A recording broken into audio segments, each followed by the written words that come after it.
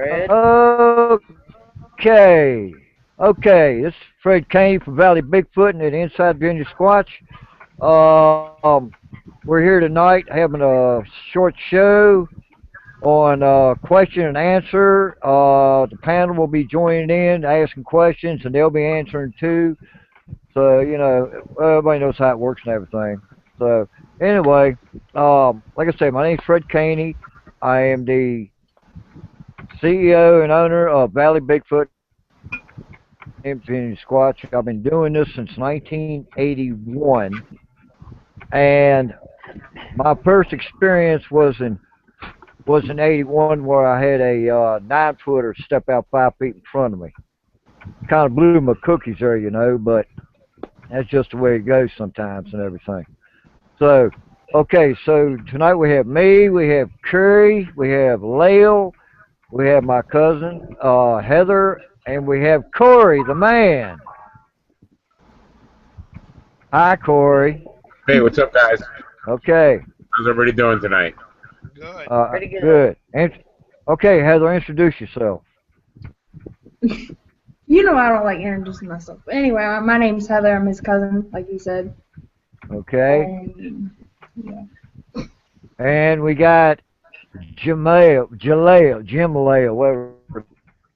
the hell you want to call Just Lale. Jim Lale is, you know what it is. Okay. Anyway, I'm Lale. I'm from North Carolina, Eastern North Carolina, and Fred's friend and interested in Sasquatch.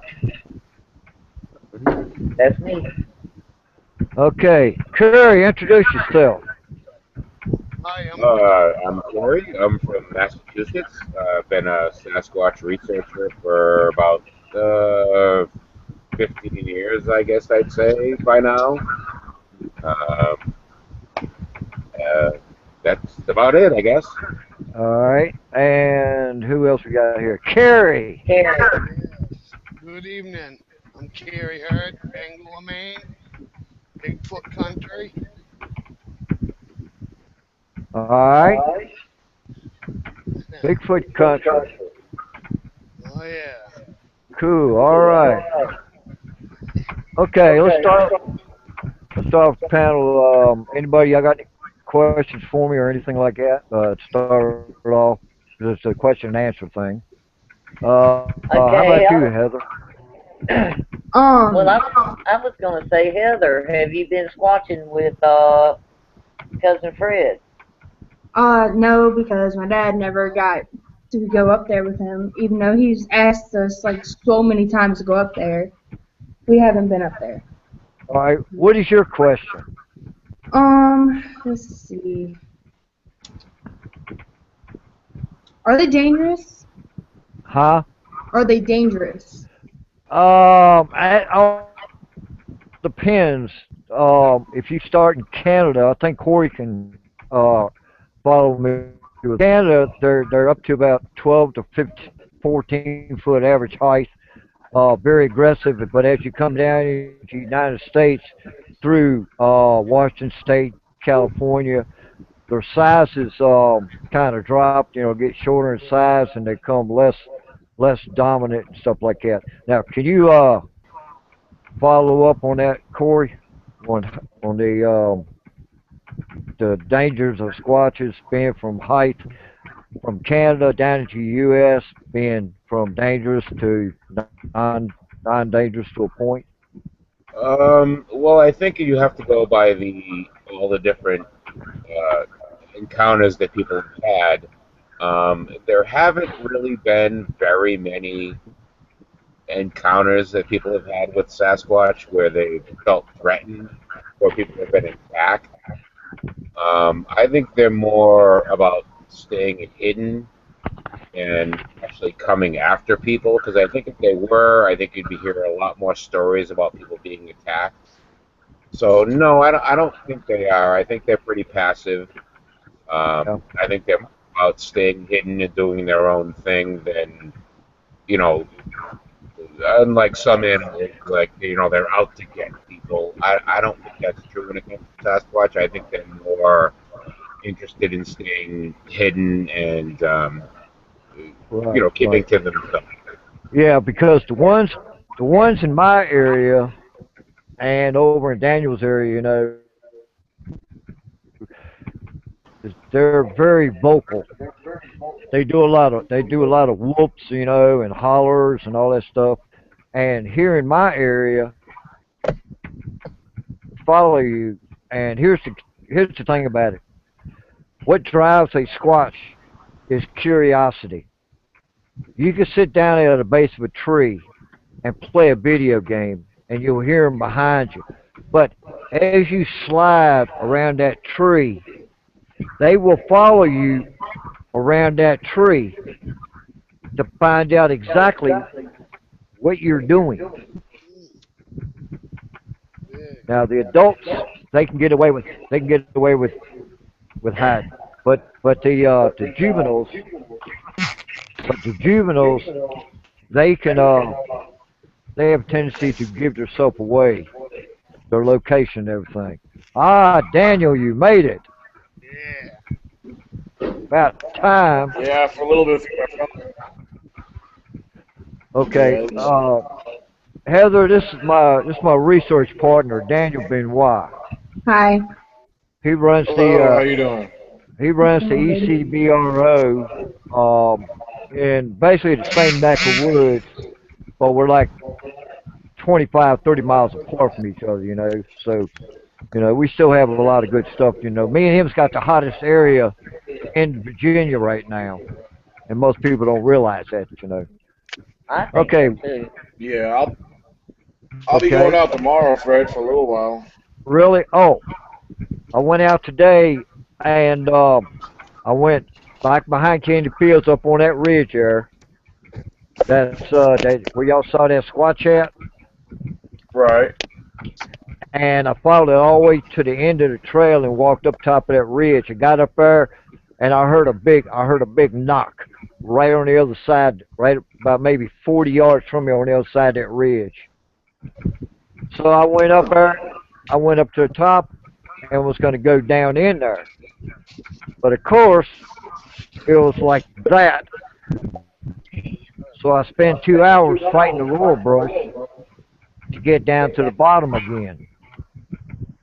But I did hear a knock, and they did follow me because I smelled a sweet, what they call a sweet urine smell.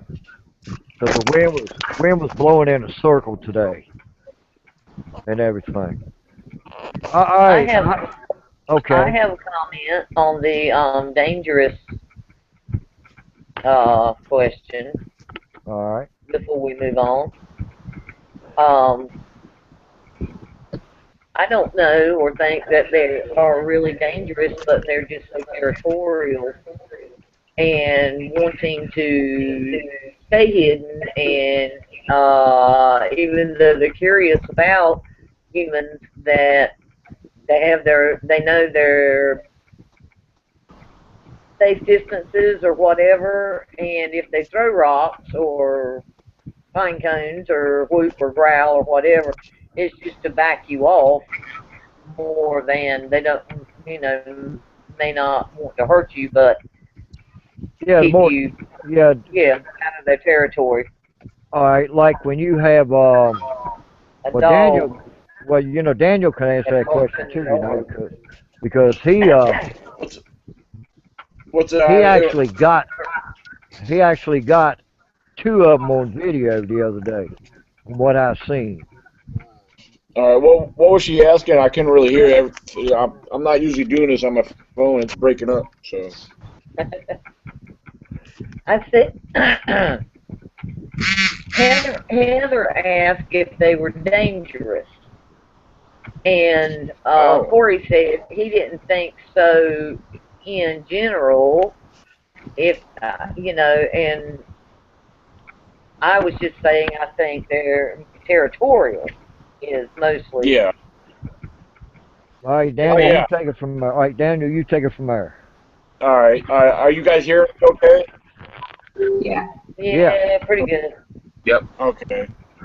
Well, I mean, you know, I don't know. I'm sure maybe Fred's mentioned it. If he did, I didn't hear him. But I know Fred will agree that for one thing, for starters, they're very curious, very curious creatures. Yep. But territorial, I would have to honestly agree with the yes, they are. I think territorial to a certain extent, either in groups of clans or as far as individually, apart from each other. I don't know. I'm not sure about that. But I can definitely see as far as territorial, as far as groups go. But um, For the aspect of their safety. Yeah, well, because that well, yeah, that and all right, like when I first started going into my area and I got zapped. You got. You ever seen that show on the meerkats? How Yeah, they got one guards. that's looking out. That's what the squatches do. They have one that watches you. Now, Jeff Patterson had a day watcher on the video camera while he was walking through the woods. It was 45 yards in front of him. You could see his hair, you could see his white face, and he said, "Hold on a minute." He cut the video. When he put the video back on, he was showing goosebumps on his arms. Now, my question is, why did he cut the video? He told me he did not realize it was on there, but you could see the coal black hair going around his head. You could see the white face of that squatch. Now, this was at Salt Fork State Park that this was taken in, and Jeff Patterson. he has shown quite a few videos, but squatches, if you get too close, they will throw rocks at you. They would, there's a lot of shit they'll do. But as far as aggression wise, they won't get aggressive unless you're going to physically try to hurt one of their youngs. And Otherwise, now, other, just I'm from gonna tell you just from a couple stories I've received from the location I'm going. All right, now this here is also part of the area named forest. Here's the where I'm going. you're breaking up. Okay, yeah, see, that's what I'm saying. I'm not used to being on the phone here. I'll try to get closer here. there you Yeah, go. There you go. as far as one of the areas, the area I'm going to, Better. I've only been there like once. Doing it again. On two Corey, I did want to occasions. say to Corey, I didn't mean to speak for you. I know you said more than what I said you said. I didn't mean to speak for you. No, that's no. Yeah, no. I don't think. Like I said, I think if they were aggressive, I think you'd be hearing a lot more stories about people being um, attacked. I guess you could say. I mean, Yeah. More aggressively attacked than rocks thrown, or yeah. I mean, and yeah, I think we've all heard stories of people went camping, sitting Right. at the campsite, and something came in. I think it's more they're curious what's going on than like people. We've all heard stories about people being attacked by bears, that Yeah. sort of thing. Yeah. So I don't think they're aggressive. More so, they're just curious. I Yeah. don't think they're aggressive unless you are aggressive to them, No. or if you're chasing them and they have a baby hid over in the behind the bush, or maybe something of that nature. But um, Yeah. It's I natural. It's a natural. I think territorial more than anything is my opinion. But Yeah. who am I? Well, yeah. They're not. Well, let me throw this in there. Let me ask this question here. All right, two different campers who were camping in actually RV campers. But they are at the time of the there was no other people around. There's a story of them. We people have camped in the bush in Jolton. And McCarthy watches that.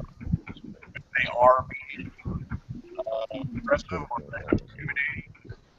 Because, I mean, both campers, they actually both ran out. And keep in mind, this is like 2 years apart in the same area. Both campers actually had weapons on them. They both ran out at night. And of course, didn't see or hear nothing. And the one camper, when it happened to him, when he went back inside, not even 2 minutes later, it happened to him again. Daniel, yeah. Yeah. Uh, you were breaking up, but what Daniel was saying was about these. He had these folks get this. So three young people that got in touch with him that they had somebody that someone was messing with around the camp one night, and they had the hell scared out of them, more or less terms. And Okay. I met the people one time, and they told me the story and everything, And by these people not knowing exactly how a Sasquatch is, they're not going to get scared. But what you got to realize, just because they're following you doesn't mean they're going to hurt you. It's like I said, bottom line is curiosity. That's the bottom line on Yeah. it. Um, Yeah. Yeah. I'm glad you explained that because what Daniel was saying sounded very interesting, but I only could hear half of it. So I'm glad you, yeah. well, the people that Daniel's talking about, they were really sincere about, and Daniel went to that spot, and I'm not sure, but I think he found some evidence of the Squatches being there, you know, Oh, where they Yeah, he was just say saying when I, something about 2 years later. yeah. Hold on, I'm trying to figure out. Can you guys hear me okay right now? No. still breaking up. Yeah, you're breaking up pretty bad. All right. Yeah, you're breaking up pretty bad. Okay, it's because I have a fit in my phone. Well, I do got the article. Hold on, I might be able to. Yeah, let me try something different. I think Okay, you need a smarter phone. But just All right, yeah. can you let hear me me? say that I've changed the way I approach my Sasquatch research.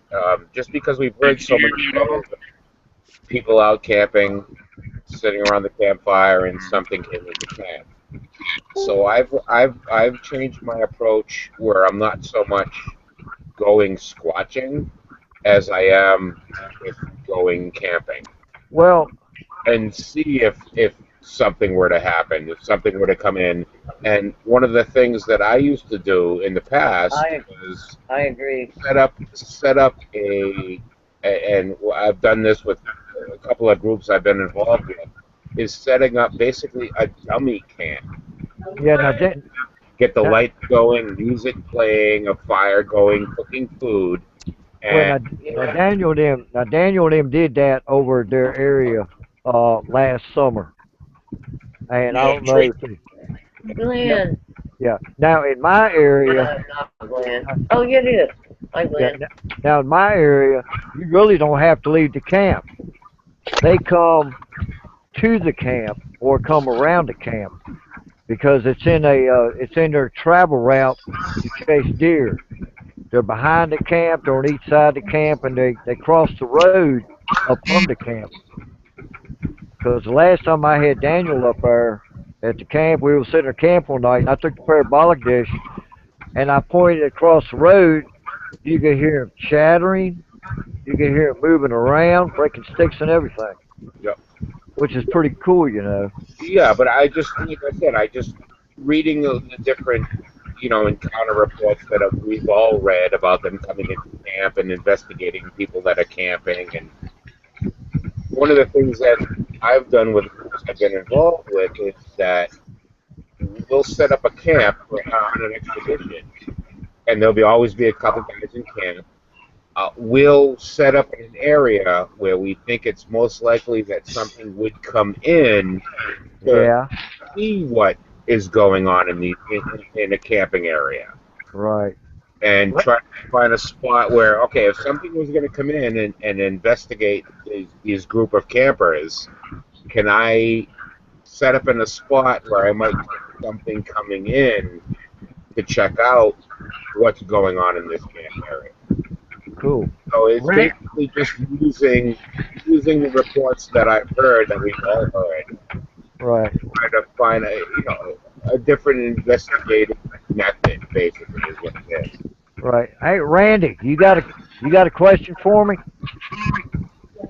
No, I'm listening. All right. Okay. I'm listening.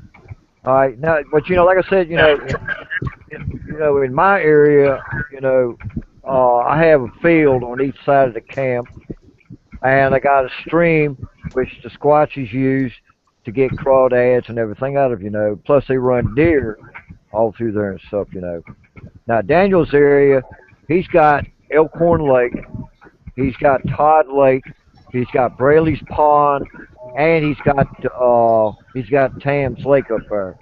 So his area has got a ton of fish supply.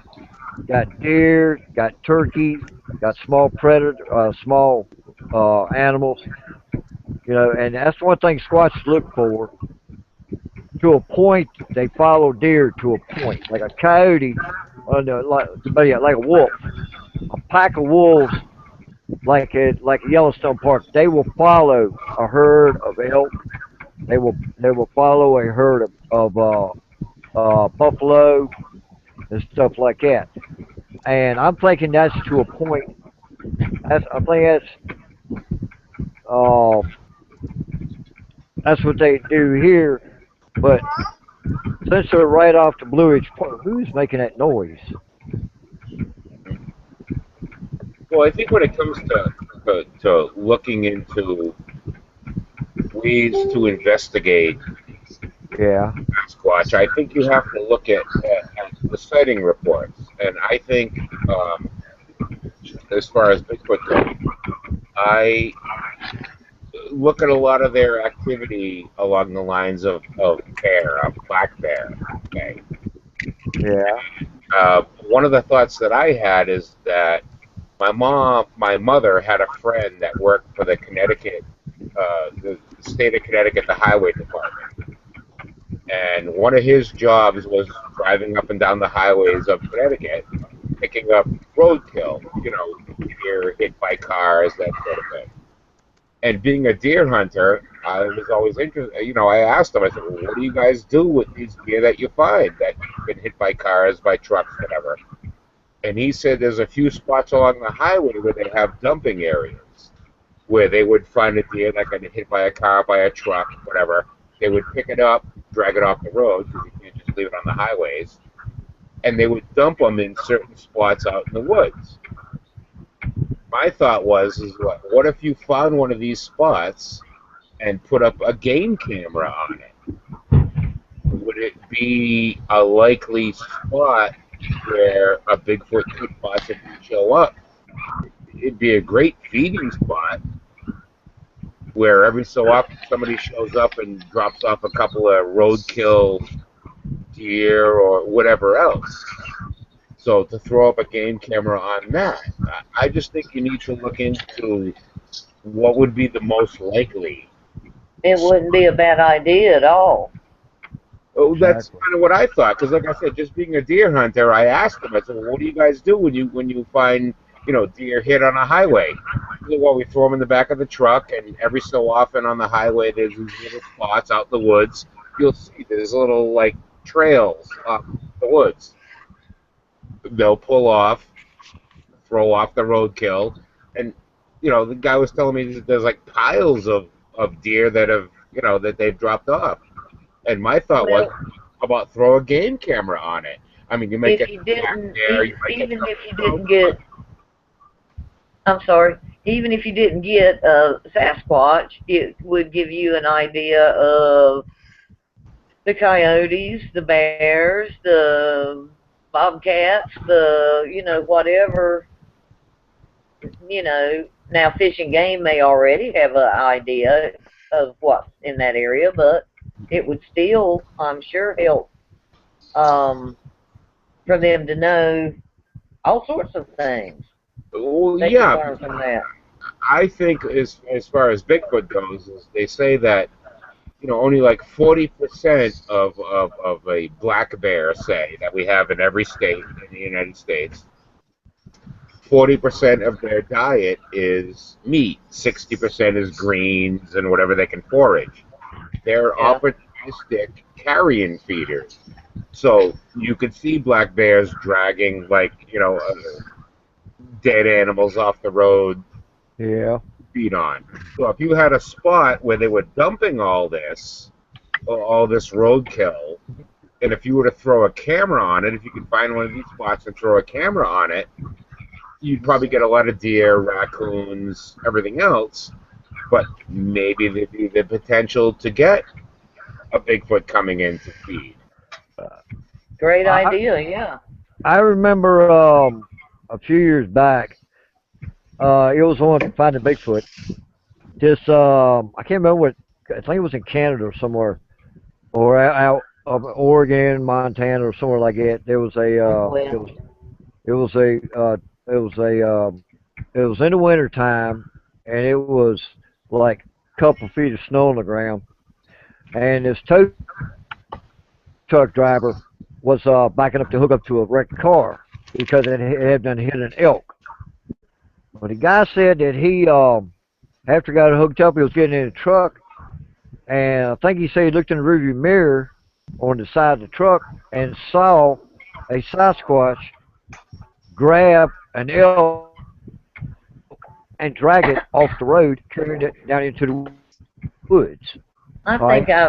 think I remember a story like that. Yeah. Well, what I Well, mean, Or a couple. that would be, yeah. but it is, If they're that but it opportunistic, is an easy, why wouldn't they? Right? Wouldn't you? huh? Do what? Yeah. That opportunistic, wouldn't you? I mean, Yeah. Oh you yeah, in the the wintertime. Yeah, definitely in the wintertime. Yeah, I would. I'd do it. yeah. I mean, the amount of energy. The thing is when people say that Bigfoot, you know, predates on all these deer and elk and caribou and whatever. The amount of energy that it expends trying to chase down an animal like that and kill it and eat it, the amount of energy they would get back All right, having to do look how many miles a pack of wolves on a herd of buffalo for Yeah. one. yeah. That's incredible. But I don't think. But a squatch is an ambush predator. As you remember when that guy who said he was boar hog hunting wild boar, and he heard something to his left, and all of a sudden he seen this hog go flying across the open and smacked a tree, and the squatch ran over there. And he said when the squatch went to punch it, you could hear the bones break inside that hog. Wow. Yeah.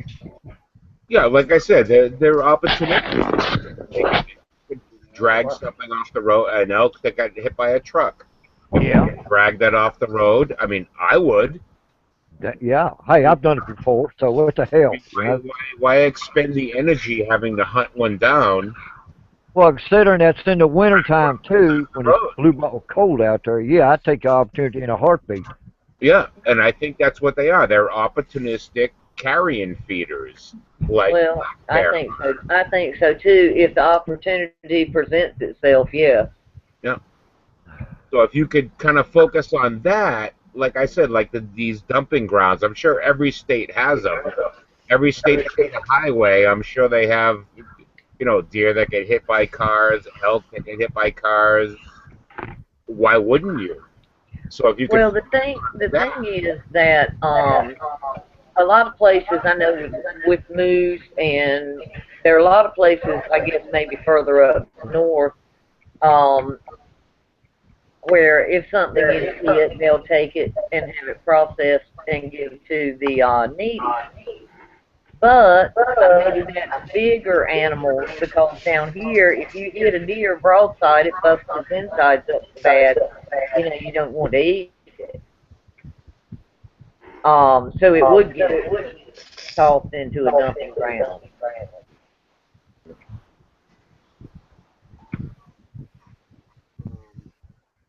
That was the end. Hey, could you guys still not hear me? Huh? Did you guys still hear me, or am I still breaking up? Yeah, we're still here. I mean, we No, I'm can saying, hear you. yeah. Yeah, I mean, we can hear you, but what you're doing, you start out strong, then all of a sudden your voice just fades off, kind of like, kind of like this, or it kind of fades off, and it's got a squeaky sound to it. Yeah. Better Yeah. now. Well, Heather, my computer, I'm waiting on my Huh? computer here. It looks like it might be almost done. So. oh, Well, I okay. hope it's fixable. All right, Heather, do you have any more questions, Heather? Do they go in groups or they go alone? They're family groups.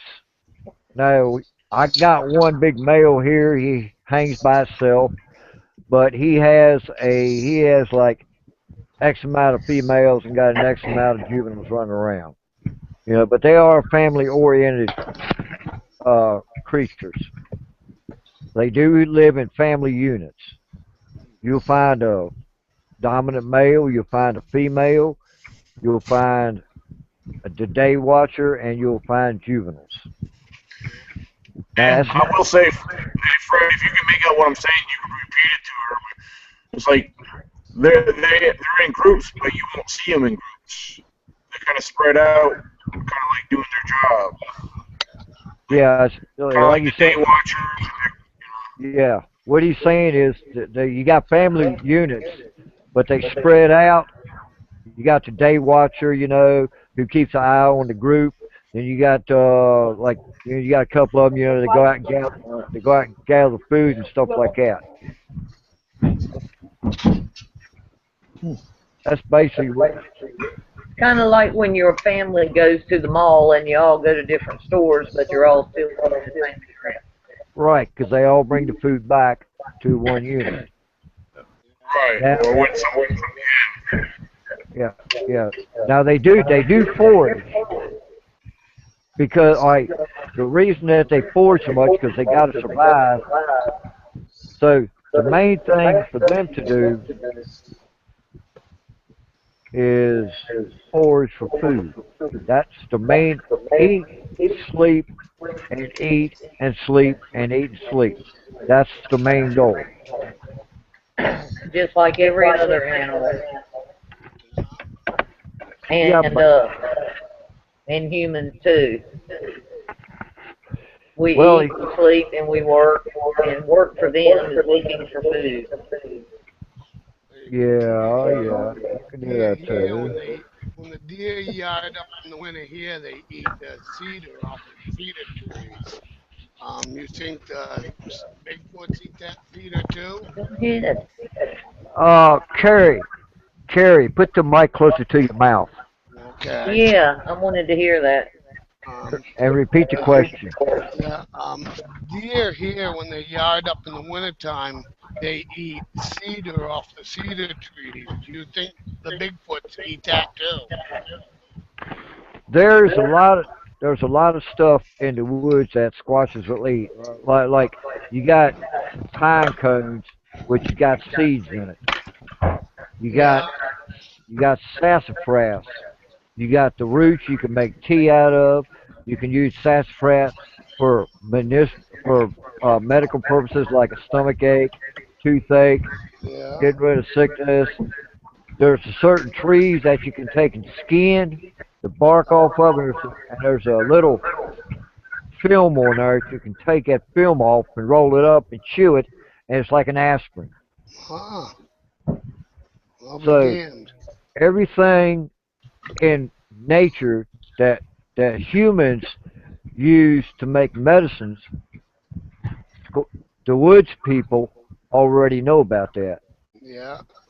If the medical Yeah, if the medical community would just learn to go out and learn what the squatches know on the medical uses, there are some things that they would find out that would like a cure for cancer.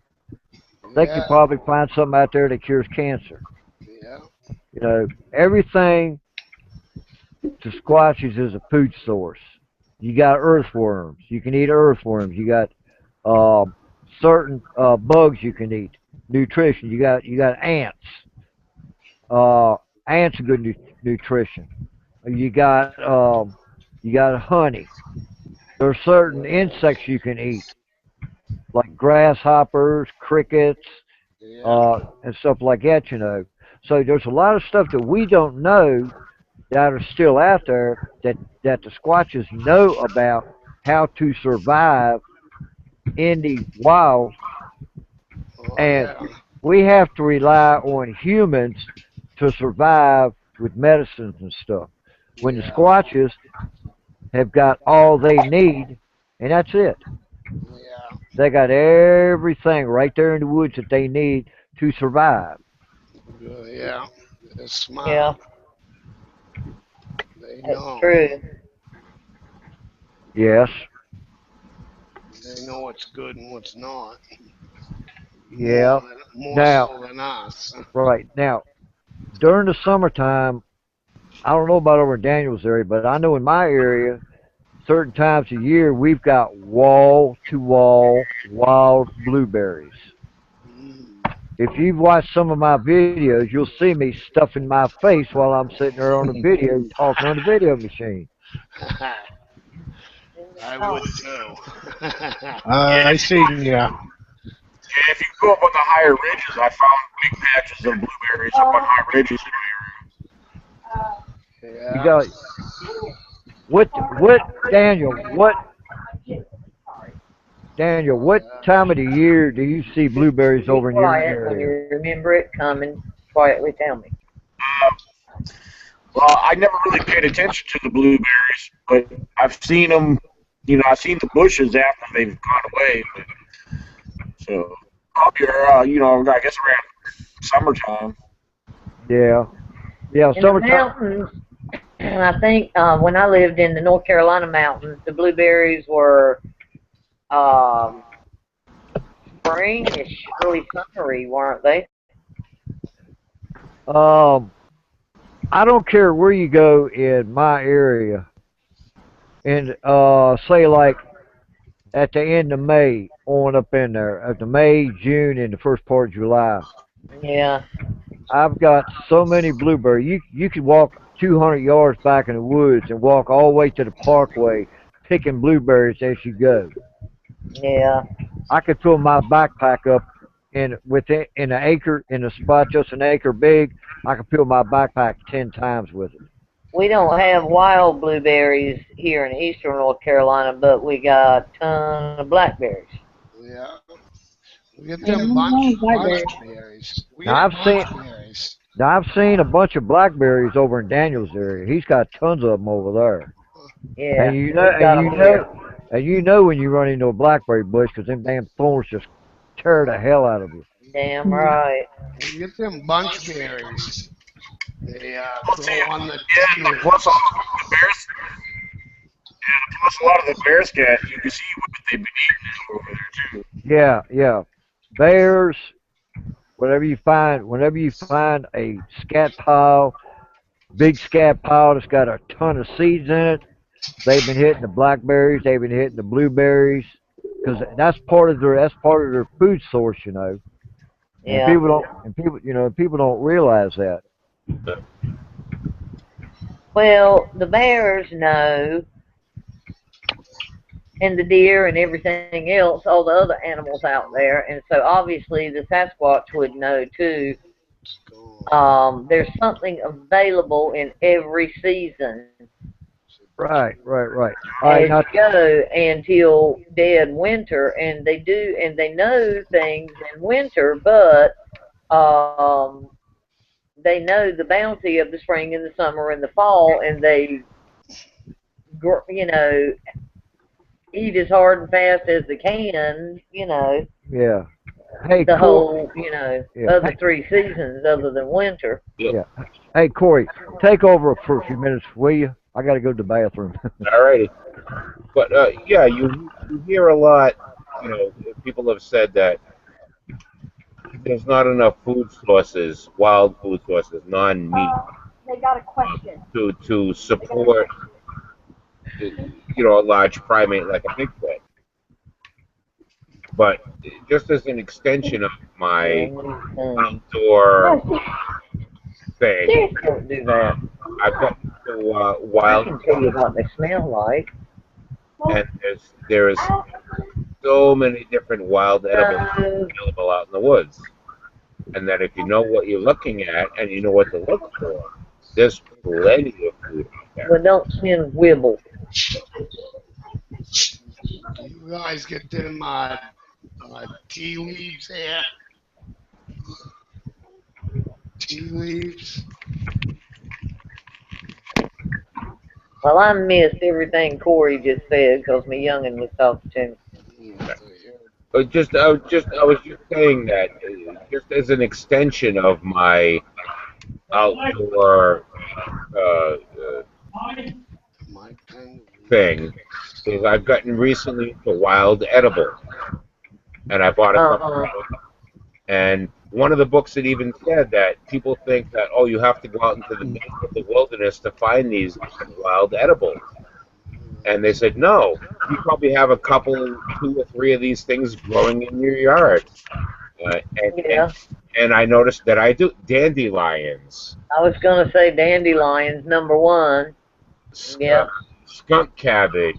I mean, there's a whole bunch of different kinds of things. Oh, I have wild strawberries, Wild the little bitty strawberries, wild strawberries, raspberries, and exactly, yeah. Yeah. So when people say there's not enough food sources to support a there's lot little wild onions. of America, it's just not true. Yeah.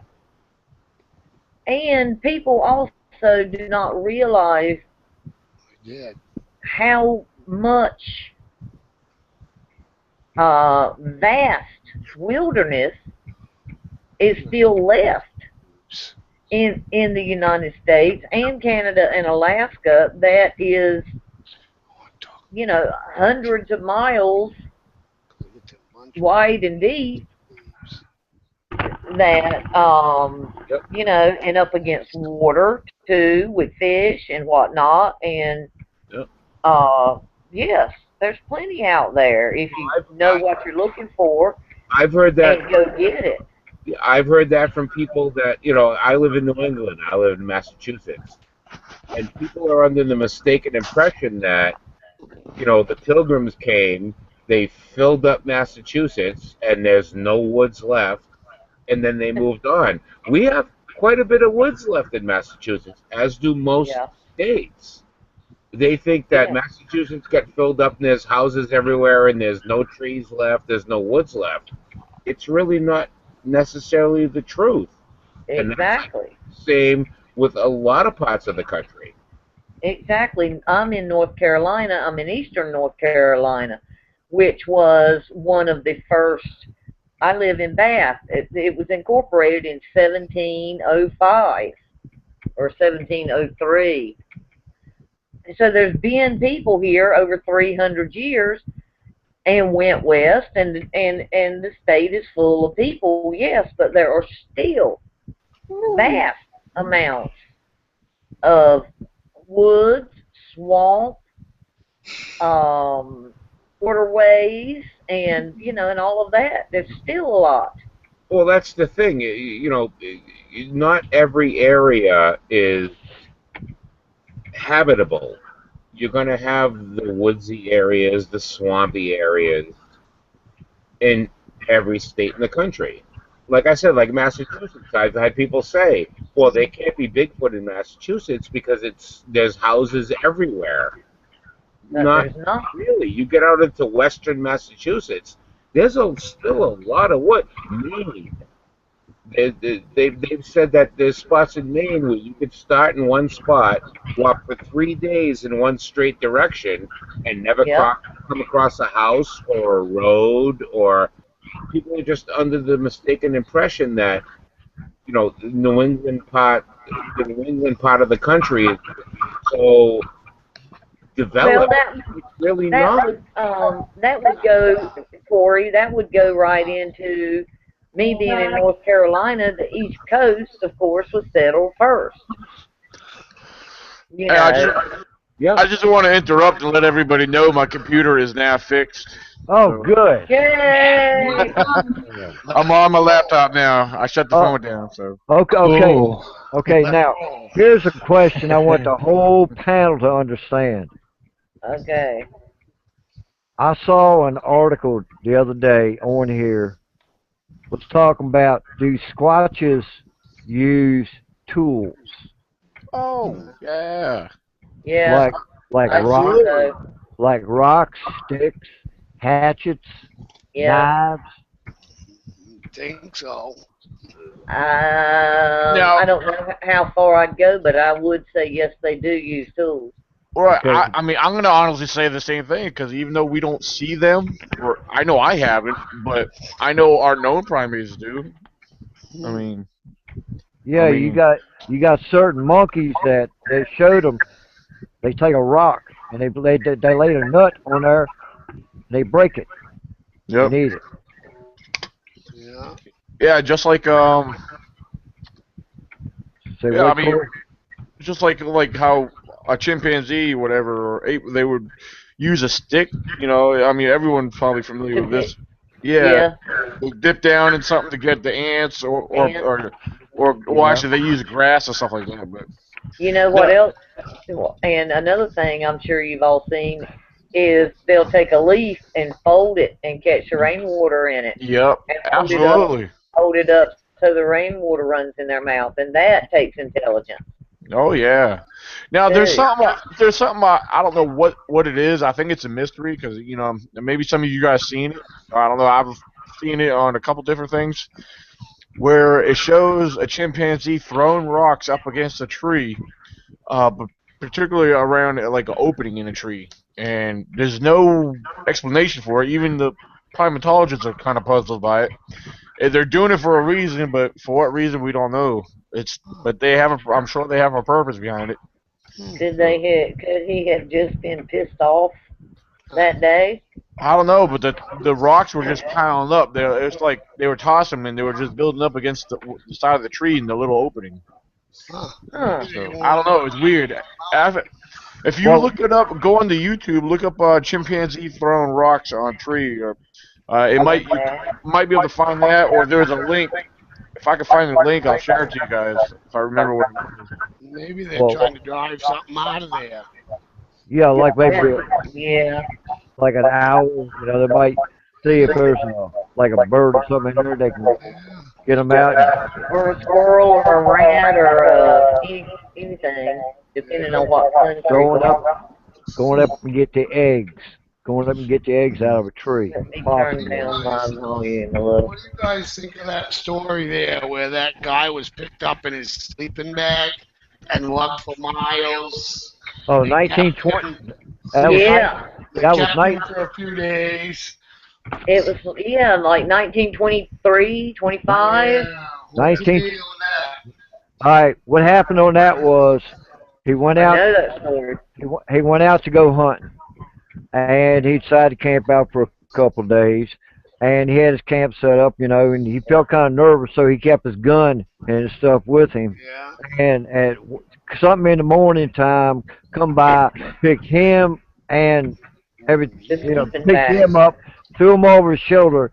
He knew that he must have been in that bag for about a good hour and a half, 2 hours maybe. Yeah. Yeah, he said it was a good long walk. Yeah, and Yeah. then after he got there, he waited till daylight or something like that, and he come out and there was the big dominant male, there was a female, and two young ones. Yeah. Hmm. So, do you know how he made his escape?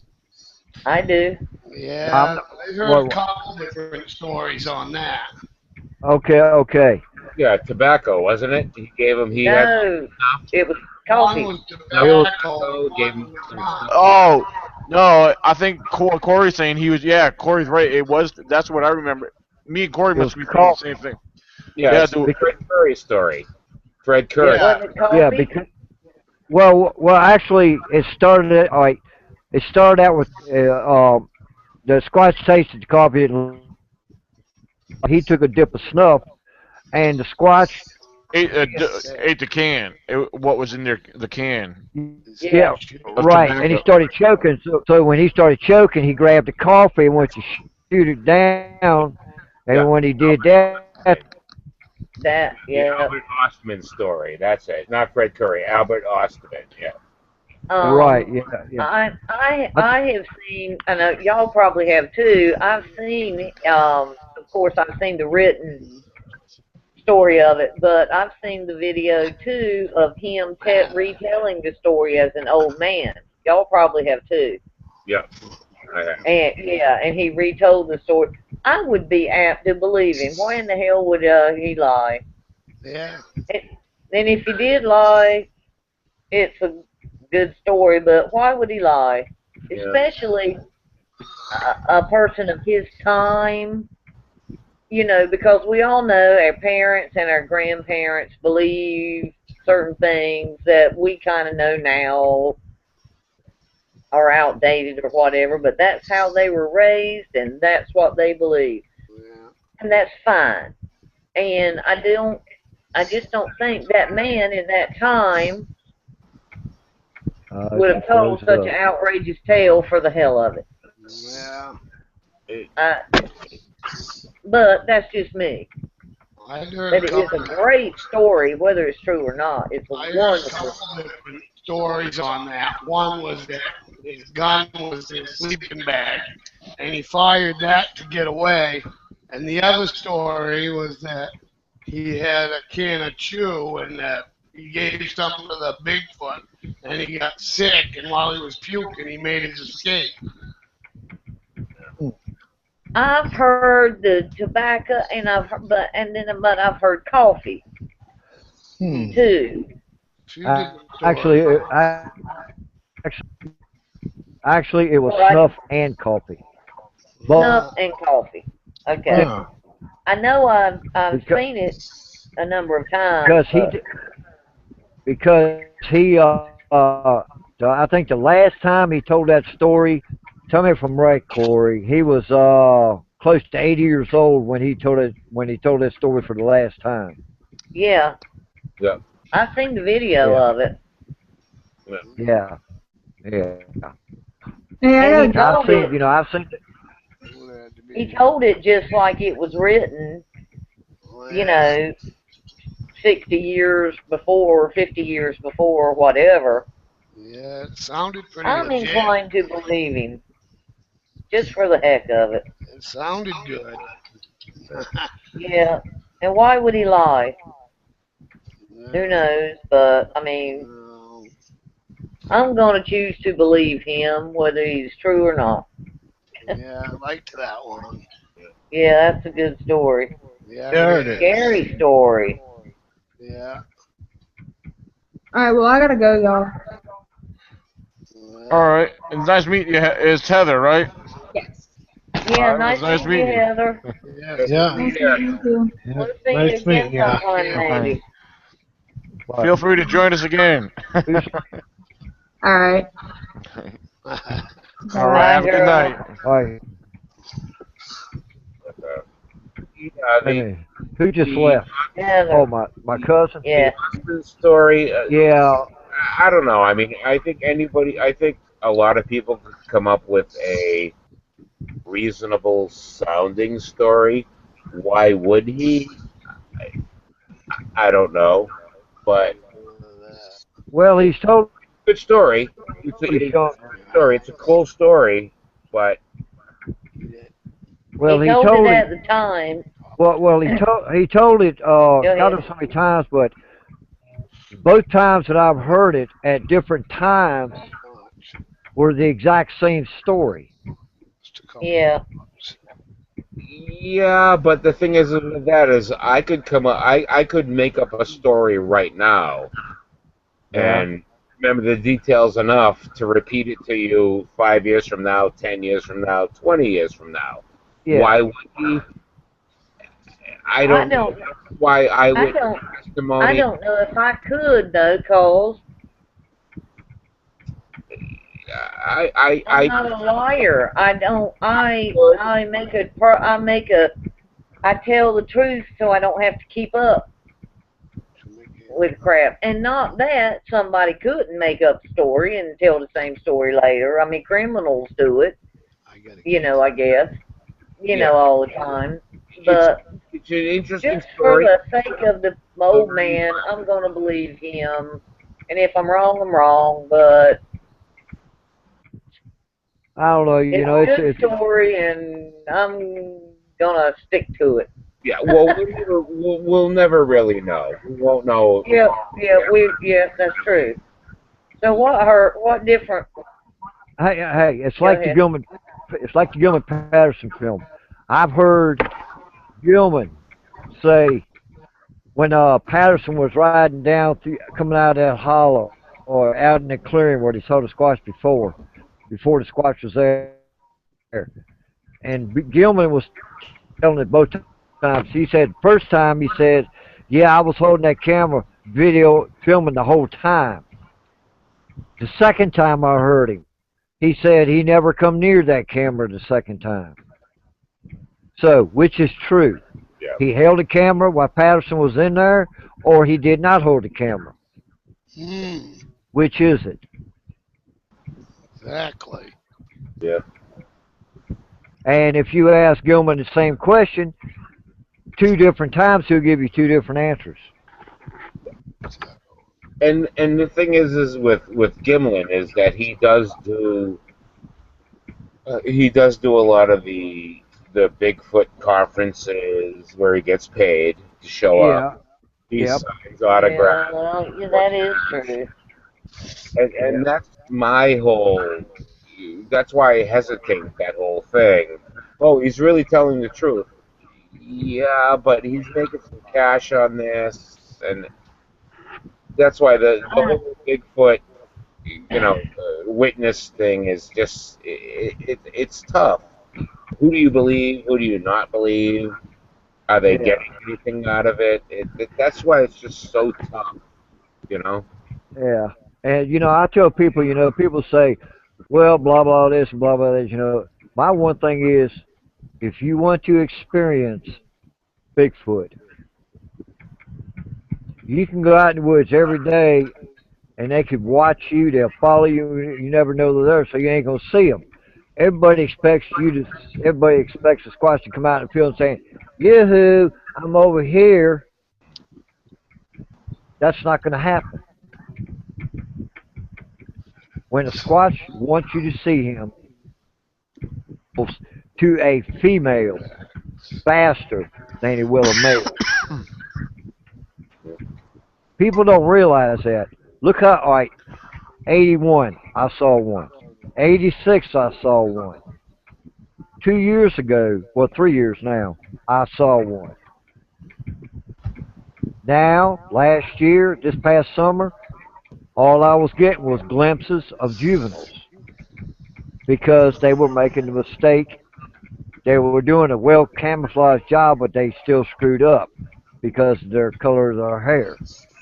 But when a squatch wants you to see him, he will let you see him. Till then, all you're going to hear is knocks, whoops, and rocks thrown at you, and footprints. That's all well, they're going to want you to nobody. see. The problem is your picture's too blurry. It's not real. Your picture's too clear. It's not real. Um, you say what you saw. We believe it or we don't believe it. Us on. Yeah. And As opposed to the until there is a body, and if the government don't take it first, or it's Yeah. gonna be a What's that mystery guy? for a long time. What's that guy's name in Canada oh yeah, who claimed to show the what they call Big Red Timber Uh, Giant Bigfoot? oh, okay. Timber giant. Oh yeah, I've not looked at them in a long time. Let me Well, write that down. he hasn't been Hey, around for a Fred. while. Yeah, Yeah, I see we got some more viewers watching now. I yeah, we shared got. the link. I shared the link around a little bit. Okay, we got 4 people right now. 4 viewers. Woohoo! Actually, it might say 4. I know that's what I'm seeing, but sometimes I'm it's actually more than that. Sometimes I'm seeing five Oh, right that now. cool. 4 or 5. because that count's never accurate. It's always a lot more than what it is. Like Yeah, usually, if it says 10, you probably have between 15 to 20. yeah, somewhere like that, you know. But yeah, Cool deal. like Timber Giant Bigfoot, when he had that thing called Big Red. All right, M.K. Davis checked in on it. Yeah. Obviously, M.K. said, "Well, I don't know, yes or no." Then Thinker Thunker went after it, and then M.K. went after it again. Except this time, he spotted something because what he did, he's got MK's got so much software he Yeah. can clear, Yeah. he can do anything, and Timber Giant Bigfoot actually had a female squatch with a baby. Everybody kept riding him. Why did you knock on that tree right there where they was at and it didn't answer you? If I was a Why female, would I it? wouldn't answer either. Because look how Hell close no, he not was. especially if I had a baby. Exactly. Yeah. Well, the thing is All right, now. if we're talking about the same footage, which I believe we are, where the Bigfoot Yes. stands up behind the rock and wanders off carrying a baby. No, no, Yeah, that no, was Uh-uh. no, no, definitely fake. That's different. Oh, no, okay. no. That For was the 4th of July.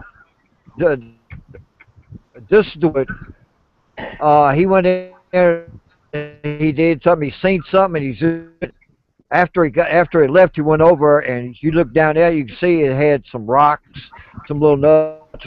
So I mean, it looked like it was lining some like rocks and nuts and stuff up. You know, you see where they had a little rocker or something like that.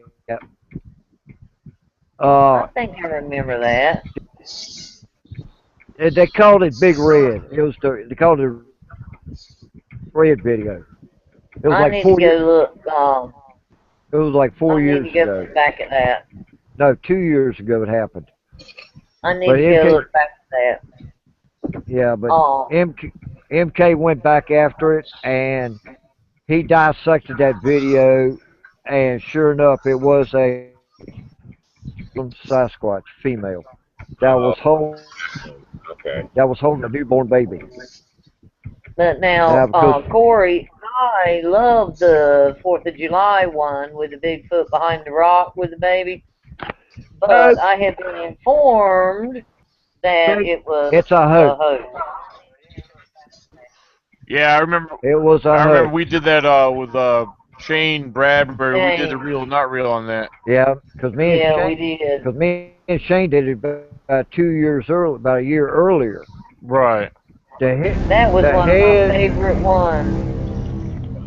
the Well, And I'm head, glad that the, y'all debunked me on that. my But if it won't true, it won't true. But my thing it with was the damn video good was to me. that if you watch the video, and I always asked, has this video been edited at all? Has stuff been cut out of the beginning? The video starts just right as the the apparent Right. That's stands up. kind of like a So yeah. That's like a suspicious red flag right there. why did you?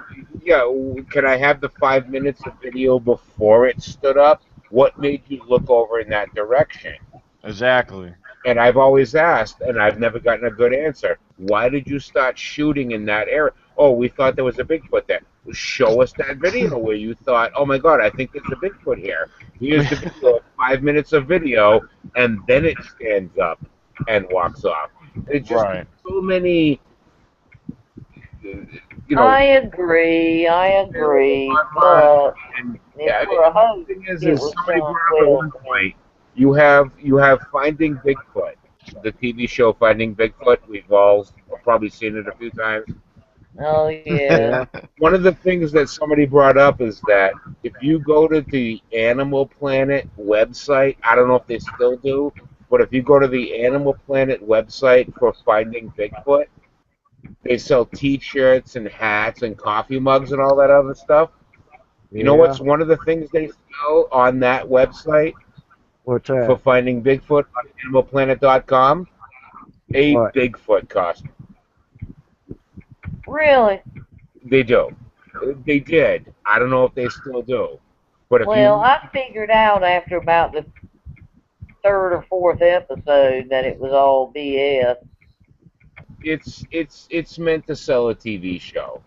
Right. But They'll show it. I like the town hall meetings and the witness reports. But now it seems like uh, some of the witness reports aren't even accurate. So Well, I don't know. it just I watch it for, but I've seen some of the people that show up at the town hall meetings. I know some of the people Yeah. locally to me in New England here, and huh. everybody in New England knows that this person's full of crap. I'm sorry, but they are. And it's all, what can I shoot for a video or pictures to try to get on television? I've seen it Uh, happen 2 or 3 times, and they'll just jump right on it. People submit these videos. Could this be a Bigfoot? It could be anything based on the video that you're showing, but the thing is with finding Bigfoot, they're trying to sell a television show. I don't really want to be on TV. Why I don't not? either, but some people, I like to be on these chats because it's enjoyable and fun, but I don't really care to be on TV or Well, but I me, like fortune, but I don't really care about fame at all. me and Girly Bigfooter and two other people was thinking about going back on that. If they have another one, Bigfoot Bounty, we was thinking about going on there as partners.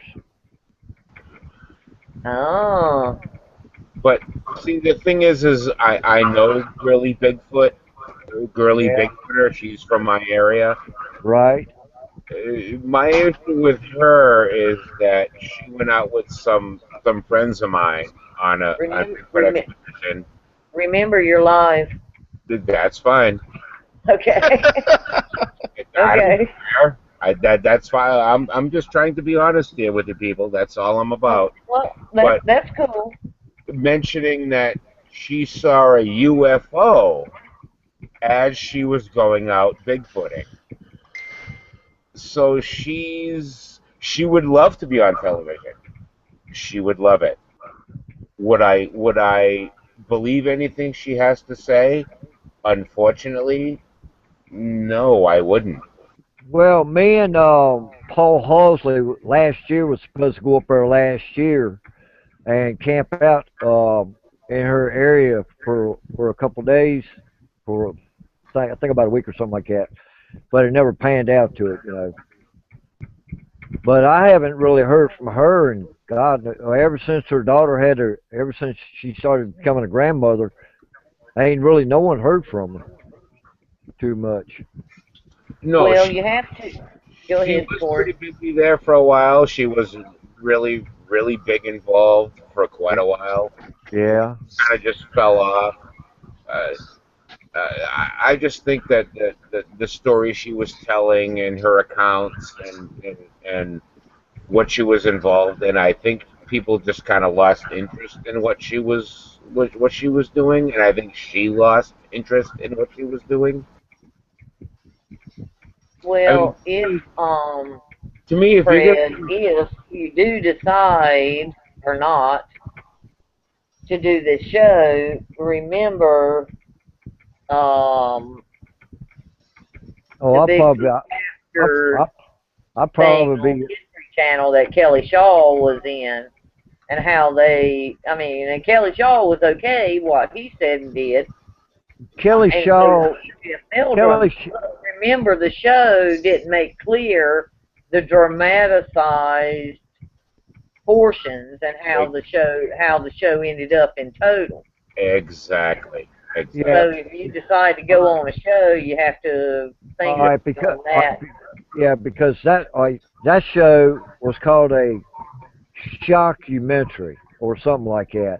It was it Mhm. was it was factual, but when they had Jeff Kelly on there imitating the sound, that was kind of bogus, you know.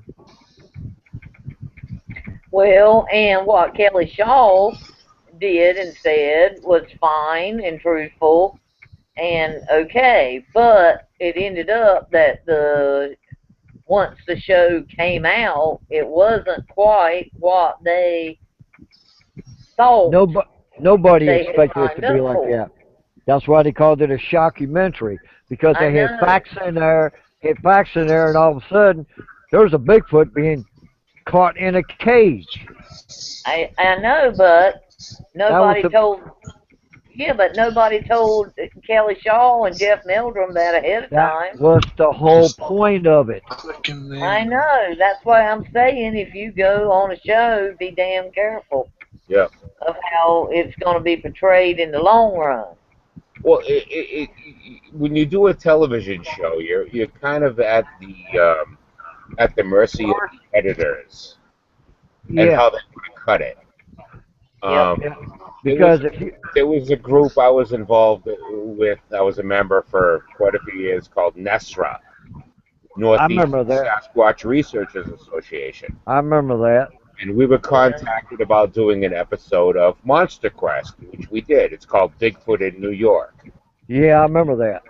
and we were contacted. I went along. I'm in it for like a half a second, but I was more interested in to see how do they put a television show together, and You it found was out, didn't you? Yeah, that's what I was going to say. You I found did. out.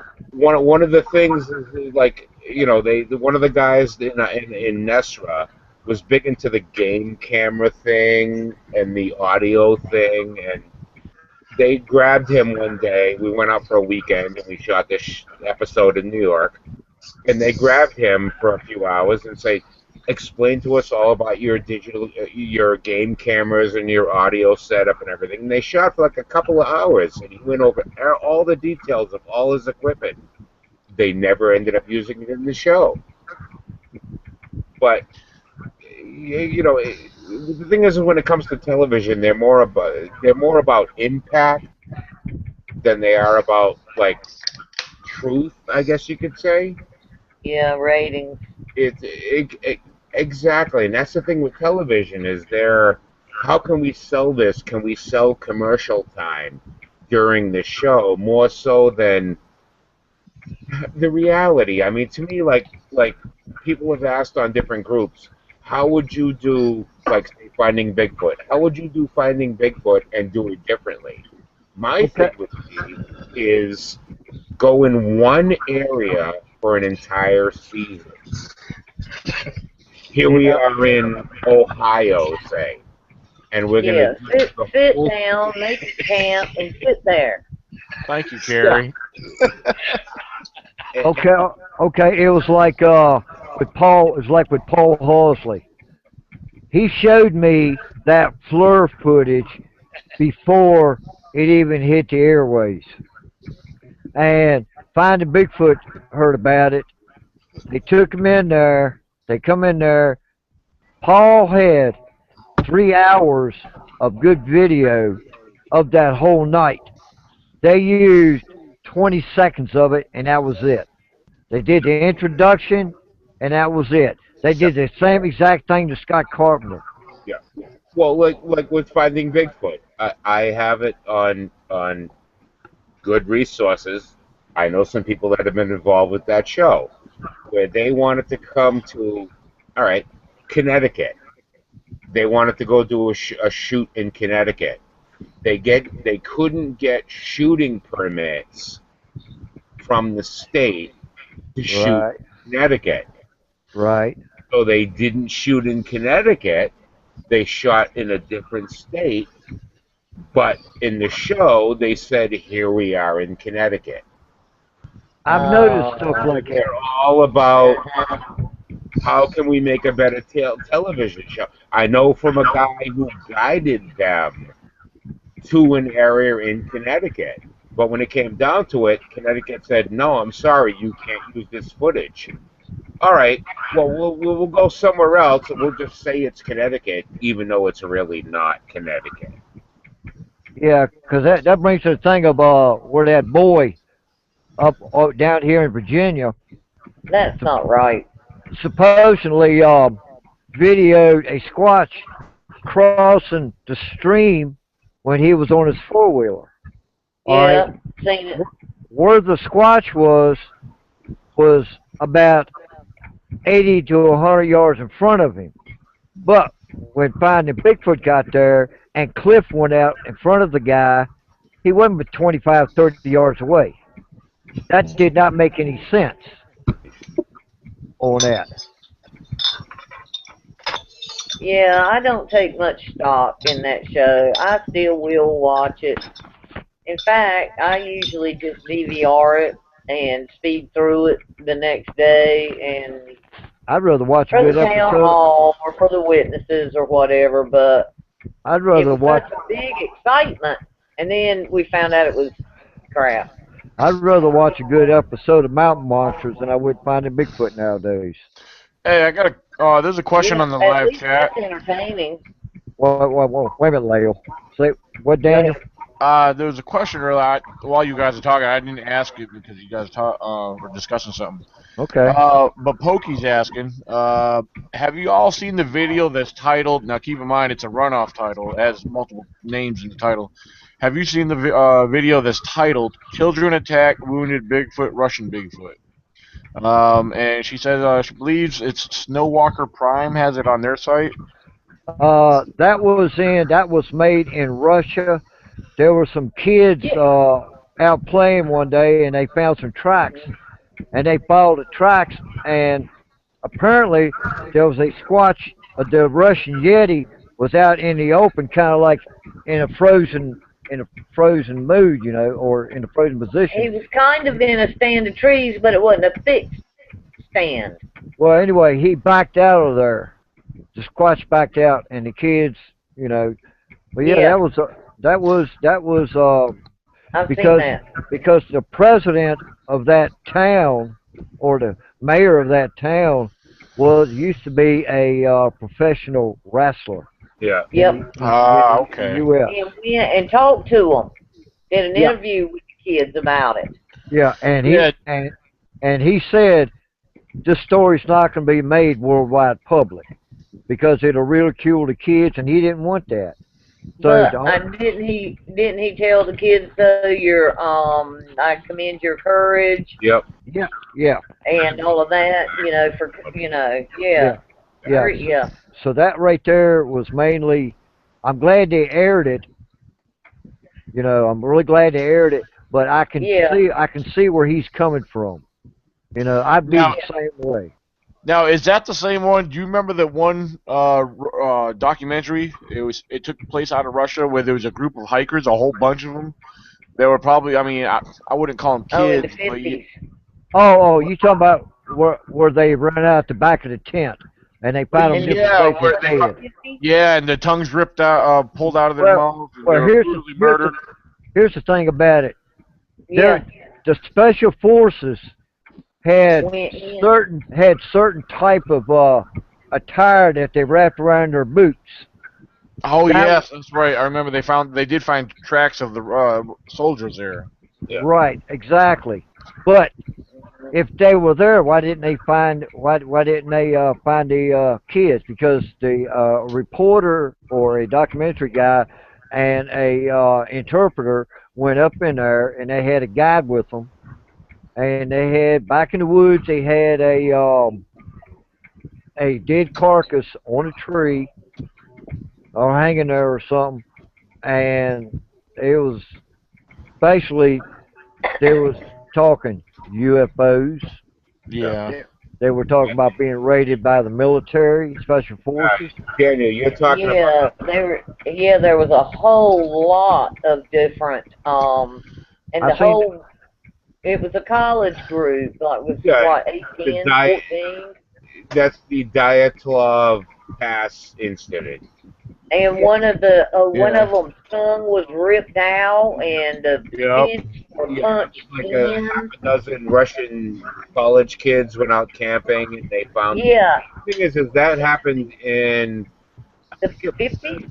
the the late 50s. Yeah, Yeah, because 1959. there was also an incident of a missile or something they launched it because supposedly that location was also a target location for their missile practices or something they were doing. Yeah. But yeah, And this is the Diet okay. Pass incident. Yeah, but that happened in like the late 50s, And 1950, Okay. 1959. one of the There were guys girls, the last thing she wrote in her journal was, "We know the snowman lives," or yeah. "We Oh know the yeah. Yeti is real," something like that. "We know the snowman lives," or something. Yeah, I think that the Discovery Channel did like a documentary, A, like a a couple. It was like documentary a on it. two-part. Yeah, and no Uh-huh. mention. There had been no mention of Bigfoot involved until Exactly. that Discovery Channel documentary. Yeah. It basically And went out. Yeah. They went out. They went Because hunting. very interesting. if the Russian Yeti was attacking them, the back of the tent was facing the woods. Why did the kids run out the back of the tent? Yeah. Um. Do you guys remember the name of the title? Pokey's asking because she hasn't seen it. She knows the one we're chatting about, discussing now. Yeah, it's the I Diet might. of Pass incident. Okay. Say DYATLOV pass incident. All right, because I remember it had something to do with if if I remember correctly, I think it had something to do with so I had the name Russian Yeti in it. I think. yeah. Yeah, they did it. The Discovery Channel did a documentary a couple of years ago about that. Right. It was Right. just called the Russian Yeti, and they mentioned the Dyatlov Pass incident, but there had never been a mention of Bigfoot being involved until that Discovery Channel documentary about it. So yeah, Um. the Dyatlov Pass incident. It was Okay. basically like a bunch of college kids from Russia went out in the woods. Mm, They got in over their heads. and it was like February or something, wasn't it? Something It was. like that. Yeah. Yeah, it was. It You know, it feet was in the did winter not. time. Who is that stupid to go out in the middle Um. of winter in Russia? Ac- But I guess they felt like they had their shit together. I'll post the link in Okay. the chat. So if anybody's interested in reading about it, Okay. I would like to. like I said, it I was would like to see that again. it Yes. was All right. I have real. a couple things to bring up on the from the live chat. First of all, this will involve you, Layla. Oh my. Donald Redleaf, because he wants to know what does wibble mean, because your son said it for the second time, not too far back on the live chat. uh, it's funny. It It wasn't means that I need to go in and whoop his butt. That's what it means. okay. He's Um, 12. He's 12. He's mischievous. And, I'm nah, sorry. Donald's cool. He just wanted to know what it meant. So, because he's kind of he's new into all this. I chatted with him before. It's just James's little call sign that he's keeping up with us and looking in on us. And I'm sorry. That's okay. All right. On this other one, what we were just talking about, how the Discovery Channel did a documentary on the Russian Yeti. Steve Peck brings up a statement. And I want to get everyone's opinion. What you guys think about this? Well, he says if the Discovery Channel did a documentary on it, he said it's fake. So I don't know. Could there be any truth behind that? I'd say, I'll speak first. I would say that yes, there is a lot of truth behind the story, but when it's on Because like what you guys mentioned, it was then you have to look up the sources and read it and figure out yourself. right. But yes, there is. Yeah, there is true. Yeah, it's a true story, but you can't. Oh, like me and a few of my friends say now about the History Channel. It's the place where history goes to die Hmm. because so many times the show on the History Channel is leaning one way or the other and not telling you the whole truth. And anything on TV, you need to go and look it up, research it. You're not going to find the truth. Yeah. No, I All mean the it was a good documentary. I watched it. It was exciting. And I it think grabbed so you. too. But Now, that's Cor- the point behind it. Is right now, Corey, you said Yes, it was a story already. It was something that was already there, but like you said, the Discovery Channel actually picked it up and put it on their network or something. So it yeah, was they so it was already established. The Discovery Channel just happened to air it on their network, then, right? yeah, and that was one of the yeah. ones that actually Dr. Meldrum was involved in that. Oh, He had gotten interviewed for that show, I didn't know that. and later on, after the show aired, he had even said that, look, I didn't know what this completely was about, and I they were remember that. like, Yeah. oh my God, Bigfoots came and killed everybody in Russia. He goes, he had even said, if I had known that this was the angle they were going with, I wouldn't have been involved with it. Yeah. Like I said, But the it is a true story that the kids went out camping and all got obliterated. basically people they went out Yeah, camping. A bunch of college kids. They went out camping. They never came back when they were supposed to. People went out and searched for them and found them dead, unfortunately. yes. But they interviewed Dr. Meldrum about this, and he had said later on, he goes, "Look, if I had known this was what it was going to be about, I wouldn't have done it." Yeah. Now, Here's some. Oh, Uh, go ahead, Leo. I was just gonna say the more things were popping up in the live chat, but one more thing, right quick, since Corey seems to know a good amount about this, well, I guess Fred does too. Um, wasn't that dude, the Russian dude, Ivan, Yeah, whatever that's his his name name. is, that wasn't he involved in that documentary too? The one that the guy that came over from Russia and visited with what's her name, Janice Carter. oh, you mean Igor Butsev? Yeah, Yeah, Oh, Igor yeah, Butsev. the Russian scientist. Yeah, wasn't he on that documentary too? I Or am I wrong? So he might have been, yeah, but he's a what I would consider a Bigfoot romantic. Not a quack, but Not a quack, no, I'm maybe. not saying that, but you could send him a picture of something in the woods, and he's gonna jump right onto that because that's his thing, Yeah. whole Russian Bigfoot thing.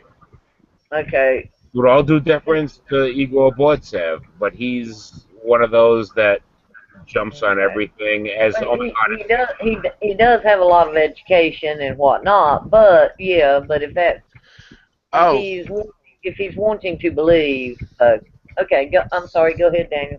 oh no, I was just saying. Donald mentioned the name. I don't know if you guys mentioned it. The one we're talking about. His name is Albert Ostman.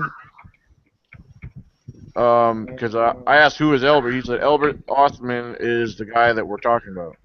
yeah, Uh, Ostman was the guy that said he was sleeping in a kidnap. sleeping bag one day and got picked up by Oh, yep, Bigfoot yep, in a yep. sleeping bag and got Yeah. taken off, and the whole All that's of that. Yeah. Okay.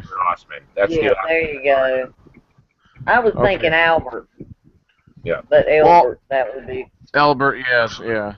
yeah, it would be Because a couple close. other things that were posted on here when we were talking about the Discovery Channel, if it was fake or not fake. Bill said parts may be embellished to get viewers, but might be from a true baseline story, which that makes a lot of sense. Um, Yeah, but the thing Yeah. is, with that whole Dyatlov Pass incident, there had never, ever been a mention of Bigfoot being involved until that Discovery Channel documentary.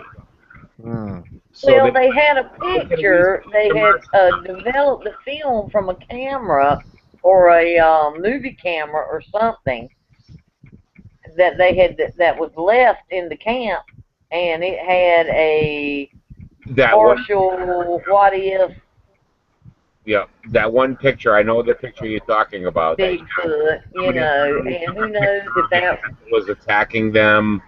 But to or me, if that was a real Bigfoot or not or what or we don't know. after 40 years of there never having been a mention of Bigfoot, and after 40 years, all of a sudden, Bigfoot is brought up when it comes to the Dyatlov Pass incident. The Discovery Channel, Well, they're about it selling is commercial time, is it basically is Russia too. You have to remember that, and they don't too. Yeah. always let a lot out.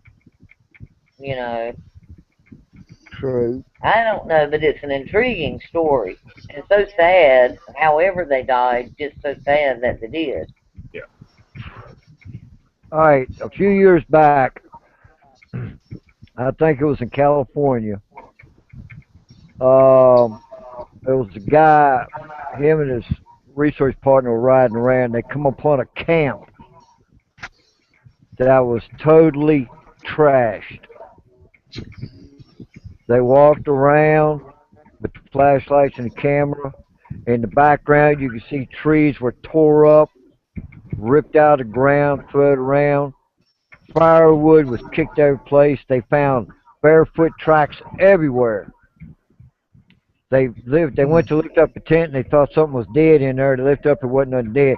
But the next morning they come back and guess what? That camp looked like nothing was even there. Yeah. All right, I remember. Yeah, I know what you're talking about. Everything was gone. Everything, it looked like no one even camped there. No footprints, no nothing. Bigfoot cleaning her up. UFOs. No, somebody moved it. Somebody went in there and cleaned that whole area up. Even the broken trees, they Oh, the cleaned government. they cleaned everything up. Everything's either No, UFOs or government. the government. Ah, Maybe. Okay. Well, I'm gonna state something that Bill said. Then we got a new question. All right. Okay. Well, talking about the whole Russian thing that we're talking about. Bill happens to state the locals know what goes through passes through that area. That's something that kills people, so they stay. They don't go into that area, which is Right. cool. So yeah, that the locals know of something there. Yeah. But yeah. the thing is going along with that is everybody in the area knows you don't go to that area, but yet these kids went into that area. Yeah. See how it's kind of sounds like baloney to me? Yeah. Yeah. All And, right. I don't know though because you know how stupid college kids can be. Yeah. Yeah. yeah, but just like I said, just 40 years, this story, the Dyatlov Pass incident, had been out there. It's a story. You look it up online. Dyatlov Pass incident. It had Yeah. never been mentioned with any sort of association with Bigfoot until that Bigfoot documentary on the Discovery Channel. They're selling airtime. They're selling commercial time. Well, Selling I do more agree with cars, that. Yeah. selling car insurance. So that's why I have to be kind of dubious about that whole thing because Yeah. they're selling commercial time. They're selling airtime. I Yeah. do agree with that. You can't believe everything you see on TV. Yeah. Right. What's the question, Daniel? Okay. Pokey wants to know. By the way, Pokey's name is Melissa. She's on my Facebook friends page. Oh. Um, I'm yeah. Melissa. Yeah. I was wondering what state has the most sightings. Well, that's a good question. That could some states depends what if you want to consider documented or what because there's a lot of states that have a Yeah, lot of you have sightings to that just consider they're not all reported. Yeah, you'd like have to I say learn the about things. I know documented. Fred has. I learn about things in like right in my research area. You know what I mean? Is like stories that either happened 20, 30 years ago or things that have been happening recently. There's people that they're afraid to talk or don't know who. They're either afraid to talk or they don't know who to talk to, and because they want to feel comfortable. Yeah, 'cause I went by B&R Grocery today. Oh, by the way, Daniel, Yeah. they're starting to pave the dirt road. They're starting to pave the coal roads. Are you serious? Yeah, Oh no. they got the first mile of it all the way up to the first dip, which is Is that that big. now? Is that a good thing or That's a bad No. thing. That's a bad thing, man, because there's no room for two cars to pass. If you you do, know you why got they you know why they're doing that, don't you?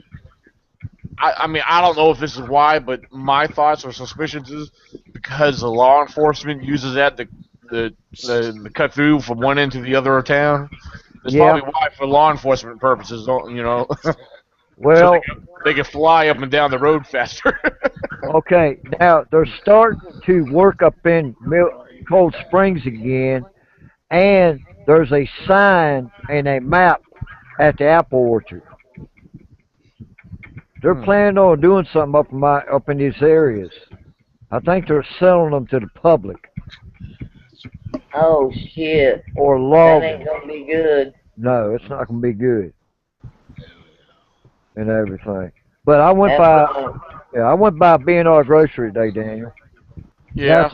That's a store. It's in my research area, and they were telling me a guy coming there about 3 weeks ago to a month, saying that he was walking the trail between Turkey Pin Ridge and Mill Creek, Hmm.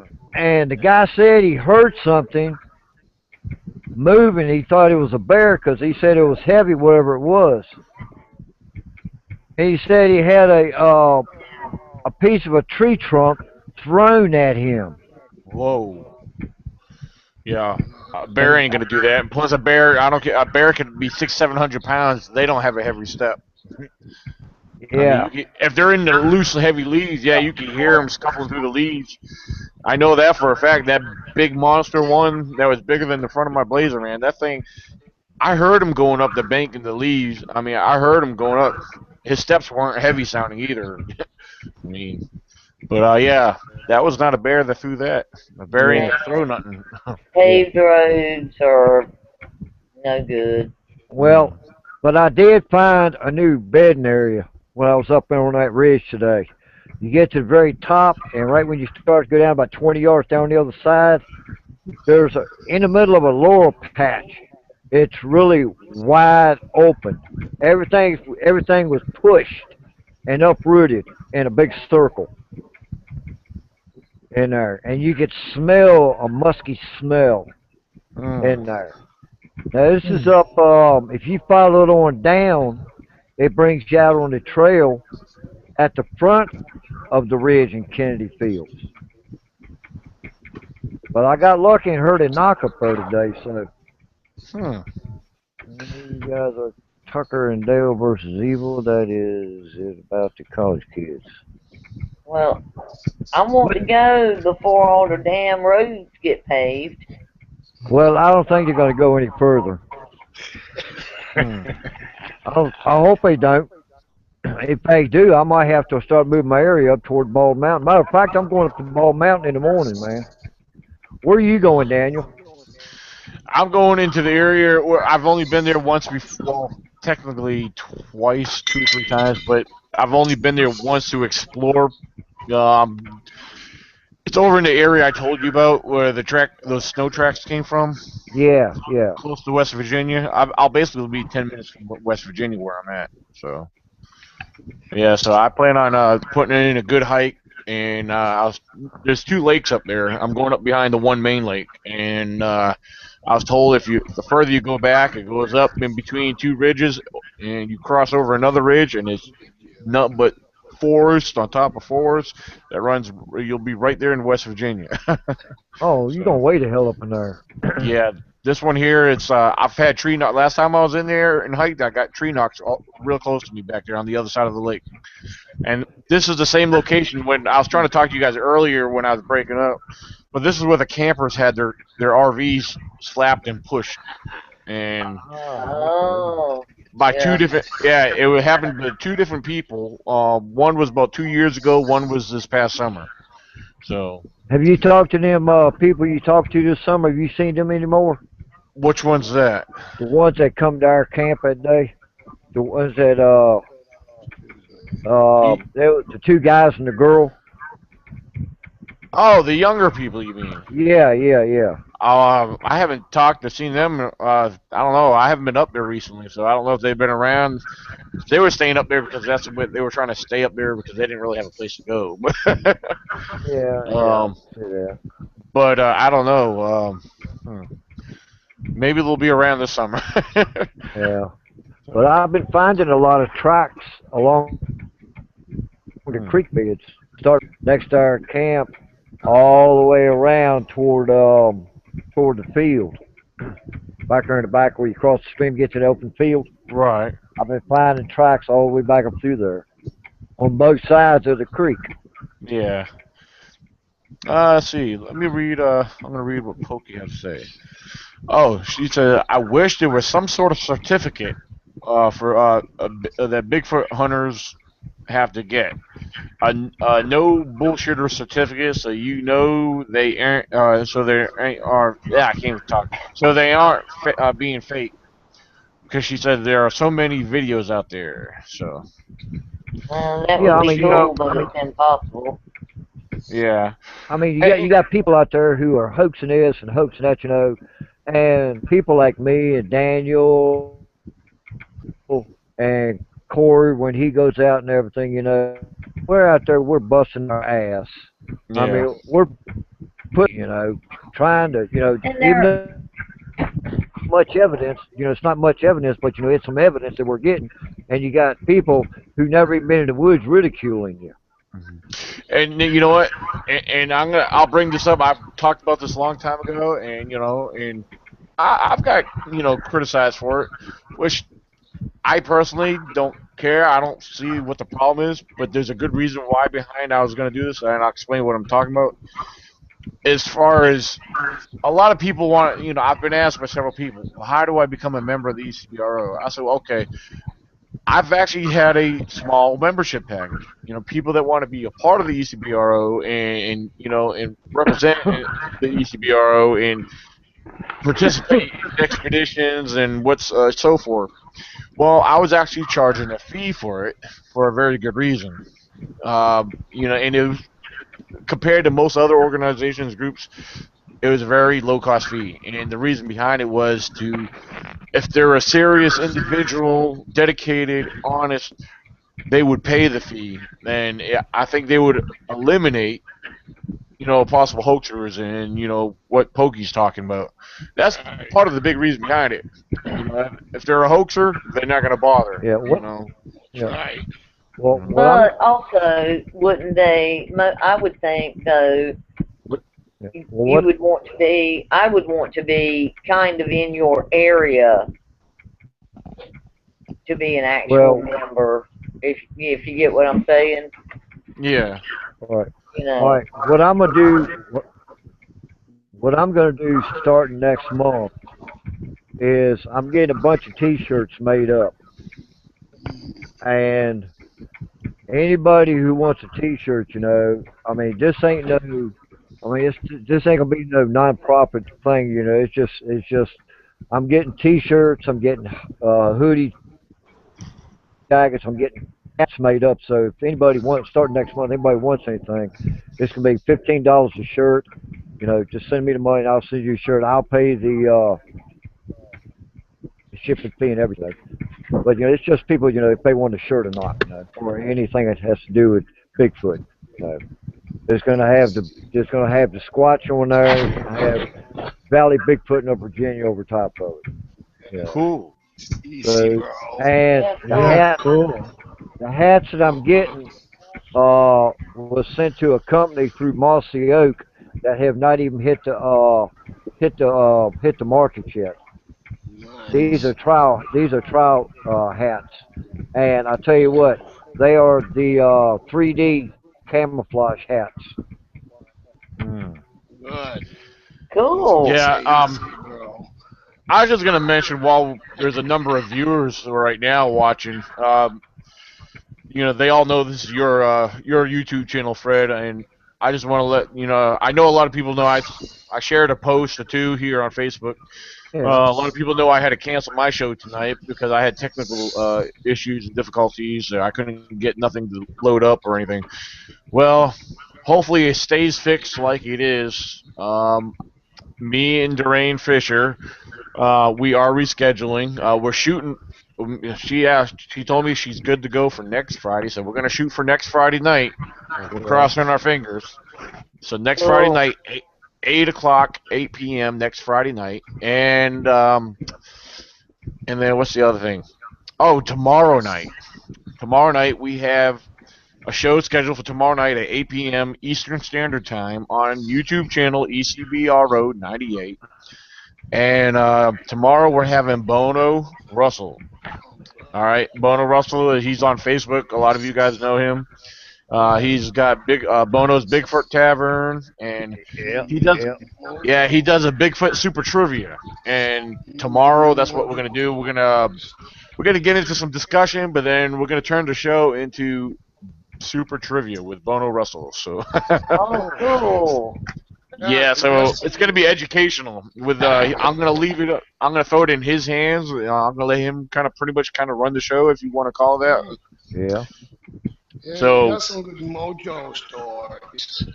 oh yes, we're Cool. gonna be talking about Mojo. Yes, Mojo. That's what we're gonna be talking about, Mojo. And then we're gonna get into the trivia. So, yeah, Good. we'll get them. See if we can share some Mojo encounters, some Mojo stories, and Yeah. it's gonna be groovy, baby. Yeah, that'd be good. you know. I'd like to be on that, Daniel, if you Oh, can. absolutely. Yeah, I already got my list of make Great. sure, I had to keep track of everybody. I got my list of people written on the back of my little notepad right here of everyone on the panel. And you're on there, Leo. Thank you. Thank you. I enjoy it so much. I Absolutely. We're really. going to have, I know we get to have all four of the, well, wait, let me see. One, two, three. We'll have three herds on tomorrow. Uh, we'll have Glenn. Cheryl will be up to be here. We'll have Carrie. Of course, Cool. Fred. Corey, are you in tomorrow? Sure, I am. Awesome. All right, we got you, Leo, and I think Ray Gardner wanted to be on. He wanted to be on the panel tonight on my show if I had the show, but I'll check with him. We might be able to get Ray Gardner. He said he updated, he got a new phone and everything because last time he got on here we couldn't hear him. So Yeah. he's gonna try it again. That Yeah. sucks. So yeah, tomorrow at 8 p.m. If you're not subscribed, subscribe to YouTube channel ECBRO 98. You'll see some of the podcast shows we've had recently within the last few weeks or so, and some field videos. Check them out. Um, you might find them interesting. So Yeah. there you go. April 11th at 8 p.m. 5 p.m. Pacific time. I'm going to be interviewed by Sean Whittington of the KCOR Paranormal Group out of Las Mm. Vegas, Nevada, and everything. So we're gonna be doing that then, and I'm still trying to get more people lined up for my researchers across the country and everything. Get that lined up. Get some more folks on there, and uh, y'all can check it out and everything. I'm not that good of a speaker on here. Make sure you post it at the time so I know. Well, the So way you we can do will. the way we're going to do the paranormal thing is from Las Vegas. It's going to be on Skype. That's how they told me. Okay. So I got as long as I have my headphones on, we'll be talking, but I won't be able to see them, and they won't be able to see me. But we're going to do it on the internet. Well, post it so we can listen in or whatever. Well, but I still got to talk to them and to figure out how this is going to work out, and everything. Well, that's cool. Cool Yeah, deal. I mean, because all I know is I was a couple days ago I was piddling around and I got this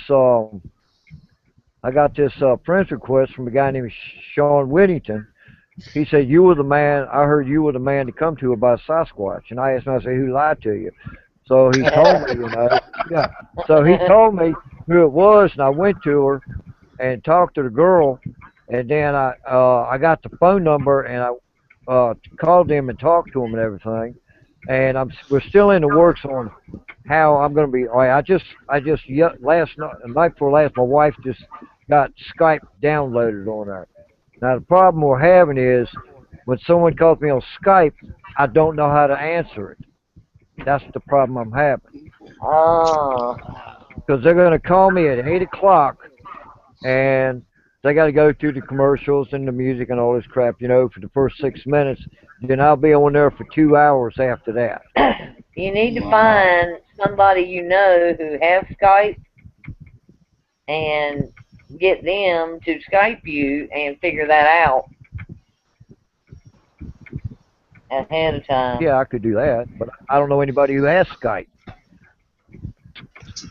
I don't know. I Skype. think I have it. I think I have it, but it might take me a day or two to figure it out. I'll try it though. I have it. I haven't used it in quite a while, but yeah, I have Skype. Okay. If I call you, or you say if you call me, where on that screen do I hit to answer you to get you to come live with you? What do I hit? I'd have to play around with it, honestly. I Oh, have okay. Skype, but I don't really use it very much. I'm not all that up on this whole internet computer thing. So But when did you say it's going to be, Fred? Huh? When did you say the show Uh, with the? it's going to be 11th at 8 p.m. 5 Pacific time. Hey, 8 p. hey, say, 8, say Well, the you date got one more time. You time. broke up. April the 11th. Oh, You that's opening season for Spring Gobbler. Yeah, you it is, got isn't time it? to figure. You've got Yeah. time to figure it out then. Yeah, basically, yeah. But opening day, I'm gonna be in the woods before daylight. I'm going Yeah. after. I seen 3 toms today, and every one of them could went over 28 pounds. The one I killed up there last year weighed 28 pounds. Big Yeah. boy, big Well, boy. I'll play with my Skype, and Corey can play with his Skype. Maybe between April 11th and now, we can figure out so you can get it. yeah, We can play with it, and figure out so you know because how to I set mine up answer it. for some radio show and never finished, I guess, setting it up. This stuff is all foreign to me. I used to have it on mine, and I guess I probably still do. Same as Corey, I just need to go back in and figure back out how to use it. Yeah. But you've got time to Hey, figure that out, Fred. question. Who is Bill Saltman? Bill Saltman. Oh, he's on my Facebook page.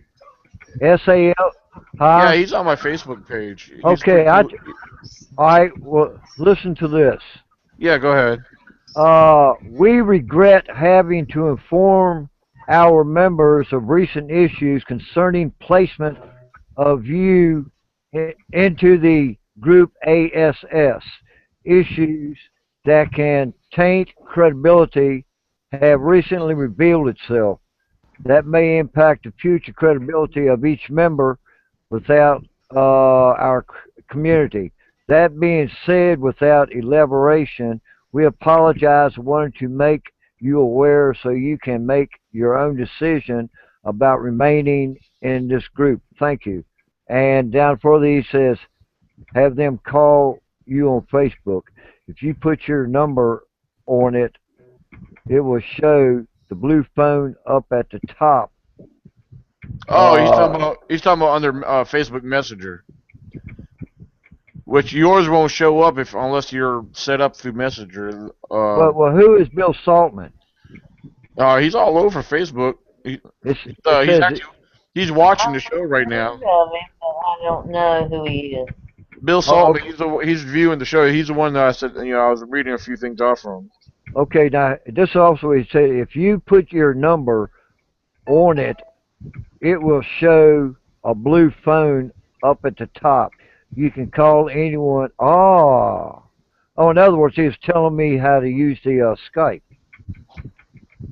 But the first part, I don't know what he's talking about. Oh, what did he do? Did he Oh, message you that or something? Yeah, yeah. Oh, okay. I was wondering what you were talking. Okay, I got you. 11/14, 2:15, 4:55 p.m. Huh? Now I don't know if the Skype is something you have. Oh, wait a minute. oh, is he on the East Coast? I don't Still, know. still Eh, wouldn't be that big a time difference. Oh, in other words, he's saying have them call on Facebook. Oh, okay. He's talking about the messenger Skype. yeah, Oh, I thought no. I'm talking about the regular link yeah. Skype. Right. You might have to download the app on your computer or something, your Already, laptop. already did. We already Pat downloaded Skype. Oh, okay. But he don't know how to answer it.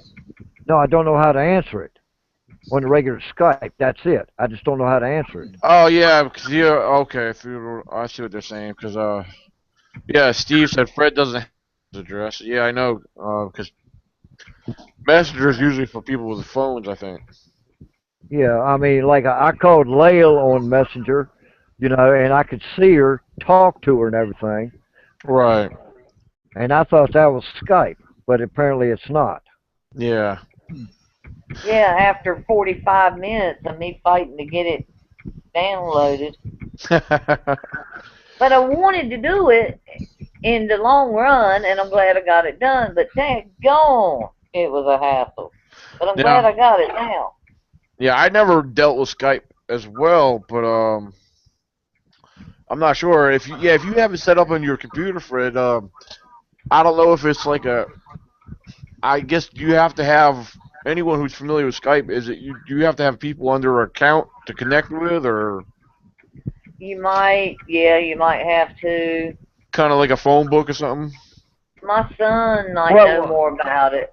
well, if I do know, if I put my phone number up there, I'll have to be charged with it.